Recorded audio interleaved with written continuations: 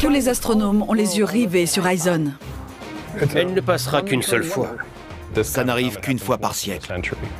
Venue d'une contrée mystérieuse située à 500 milliards de kilomètres, cette super comète se dirige vers notre Soleil à une vitesse fulgurante. Les astronomes amateurs du sud de la Russie connaissaient si bien le ciel qu'ils ont su que ce point minuscule venait d'ailleurs. Elle est presque impossible à repérer depuis la Terre. Quand on l'a vue, vous n'avez pas idée. Je vais vous montrer. Voilà ma comète. Elle déclenche la frénésie. Des satellites comme Spitzer, Swift et même Deep Impact l'aperçoivent.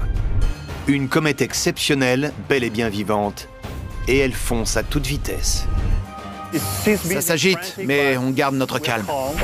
Tout au long de son itinéraire, des mesures drastiques sont prises pour essayer d'en capturer des images. Il y a quelque chose là.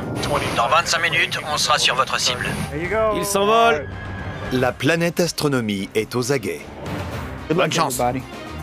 L'importance de cette comète est sans précédent. Nous pensons que notre système solaire est en réalité entouré par une sphère de corps céleste appelée nuage de Oort, et que la comète Ison fait partie de ce nuage. On ne l'a jamais vu auparavant. C'est l'occasion de mieux comprendre le mélange chimique qui a donné naissance à notre système solaire. Jamais irradiée par le Soleil, la comète est dans un état intact. Les comètes sont plus noires que le charbon et restent invisibles jusqu'à ce qu'elles s'activent dans l'orbite de Jupiter. Elles ressemblent à des boules de terre glacées. En approchant du Soleil, sous l'effet des radiations, la comète s'échauffe et son noyau de glace commence à se vaporiser. En fonçant, les comètes libèrent des particules de poussière et de roches sous forme de jets qui ruissellent vers l'arrière de la comète.